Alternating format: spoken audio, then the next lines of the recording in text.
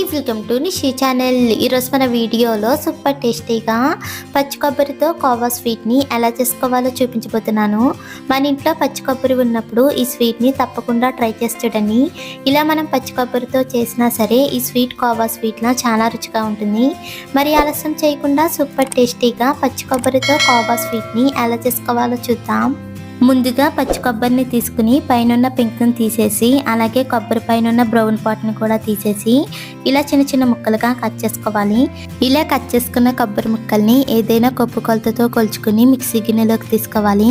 ఇక్కడ నేను 3 కొబ్బరి చిప్పల వరకు అయితే తీసుకున్నాను. వాటిని కట్ చేసి కప్పుతో కొలుచుకుని తీసుకుంటే ఈ కప్పుతో 3 కప్పుల వరకు కొబ్బరి ముక్కలు అయితే వచ్చాయి.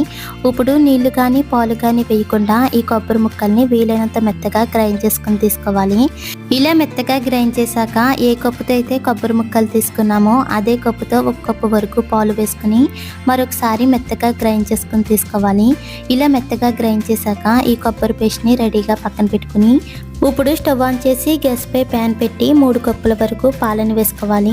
ఇక్కడ నేను కొబ్బరి ముక్కల్ని గ్రైండ్ చేసేటప్పుడు 1 కప్పు వరకు పాలను అయితే తీసుకున్నాను కదా, అలాగే ఇప్పుడు 3 కప్పుల వరకు పాలు అంటే మొత్తానికి ఇక్కడ నేను 1 లీటర్ వరకు పాలను అయితే తీసుకున్నాను. ఇలా పాలు వేసుకున్నాక మనం ముందుగా గ్రైండ్ చేసుకున్న కొబ్బరి పేస్ట్ని కూడా వేసుకోవాలి. ఇప్పుడు మంట హై ఫ్లేమ్లో పెట్టి పాలతో పాటే ఈ కొబ్బరిని కలుపుతూ ఉడికించుకోవాలి. ఇలా మనం కొబ్బరిని పాలతో ఉడికించడం వలన ఈ కొబ్బరి చాలా సాఫ్ట్గా కోవాలా చాలా రుచిగా ఉంటుంది.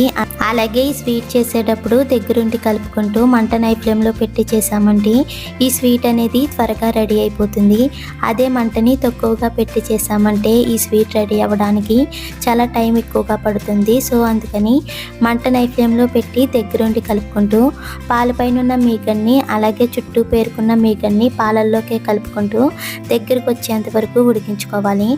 ఇలా పాలు సగం వరకు మరిగిన తర్వాత 1/2 కప్పు వరకు పాల మీగడ్ని వేసుకుని ఒకసారి మొత్తం అంతా కలిసేలా బాగా కలుపుకోవాలి.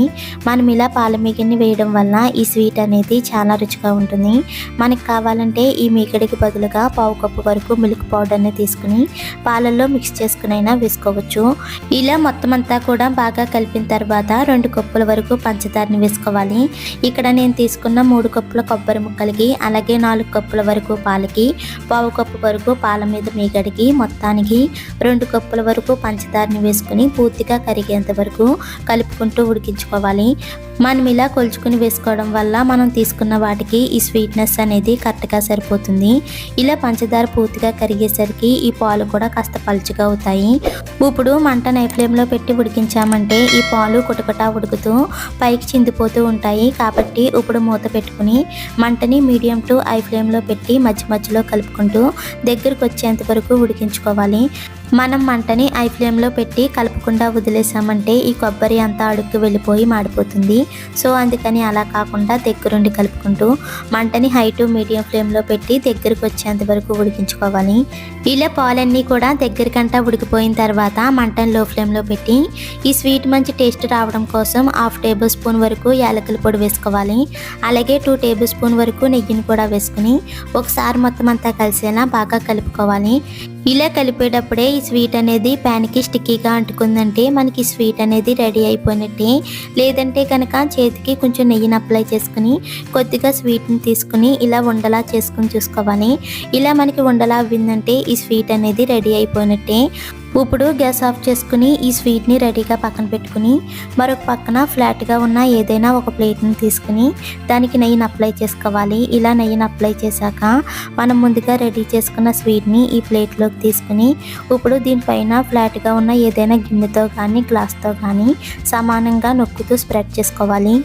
ఇలా సమానంగా స్ప్రెడ్ చేశాక ఈ స్వీట్ పూర్తిగా చల్లారేంత వరకు పక్కన పెట్టుకోవాలి. ఇది పూర్తిగా చల్లారిన తర్వాత ఈ స్వీట్ని ముక్కలుగా కట్ చేసుకోవాలి. ఇక్కడ మనకి ఏ షేప్లో కావాలంటే ఆ షేప్లో కట్ చేసుకోవచ్చు. మనకి కావాలంటే స్క్వేర్ షేప్లో అయినా కట్ చేసుకోవచ్చు లేదా డైమండ్ షేప్లో అయినా కట్ చేసుకోవచ్చు. ఇక్కడ నేను డైమండ్ షేప్లో అయితే కట్ చేశాను. ఇలా కట్ చేశాక ఏదైనా ఫ్లాట్గా ఉన్న స్పూన్తో కానీ లేదా అట్ల కట్టతో కానీ ఒక పీస్ని తీసుకోవాలి.